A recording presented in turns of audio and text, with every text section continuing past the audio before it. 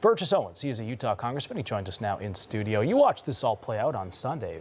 Were you surprised by what's happening there and sort of the back and forth between the administration and the leaders in California? Well, it is L.A., and the only surprise is they have not gotten the memo yet that those days of BLM riots are done with. The days of chaos, destruction are over with. We have a new sheriff in town, and I think the American people are very excited about seeing how this plays out.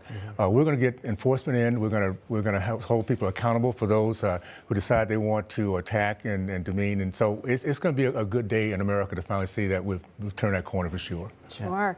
Obviously, law enforcement has support by President Trump choosing to send in the National Guard, but that decision is not being met well by Governor Gavin Newsom. He's sharing his thoughts on X. He's doing interviews.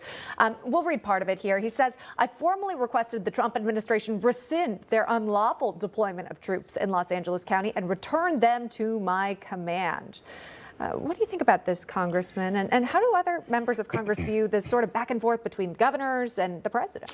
Well, understand our country is based on predictability, on law and order.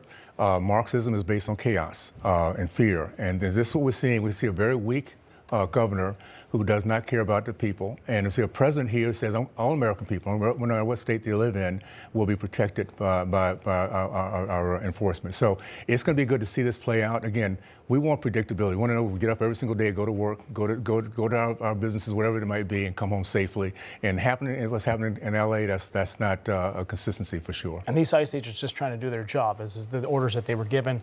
Despite all the chaos, though, you get the left-wing media calling this peaceful protest. Watch this. We are having an administration that's targeting peaceful protests, people that are there to protest. It started peacefully.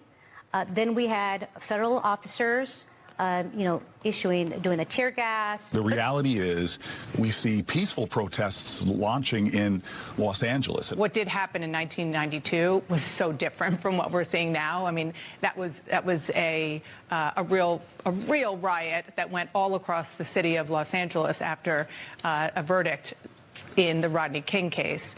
This is a situation where the LA County police, Dana, it's not good, but they're saying that they have it under control. So left wing pushing this narrative that this was peaceful, but I mean, we saw these cars that were burned. We saw the flags were burned as well. People looting stores, riots. What do you make? I mean, why were they not? This is why the Democrats lost the way they did and why they're going to lose the next term. What they're telling us is American people don't believe your lying eyes. We're done. We're done with this. We went through the 4 years of chaos, of realizing what can happen if we give the power of the people who really don't care about the American people. So we're ready to move forward. The upside about President Trump is the message and the trifecta we got. We have a message of hope, of optimism, of what we can do best, bringing jobs back to our country, make sure we're safe. We're going to let the American dream thrive. And I'm excited about being part of that process. And I'm excited about American people realizing that the leftist, the Democratic Party is not for us. Yeah.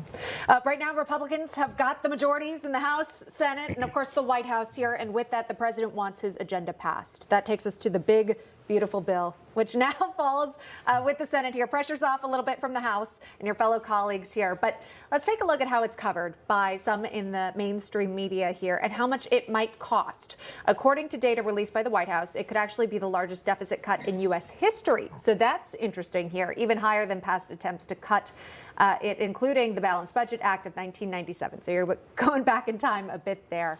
Do you think this happens in the Senate? Can everyone come to an agreement? It's going to happen, and of course, we can go to the details, tell them how good it is. It is a great package.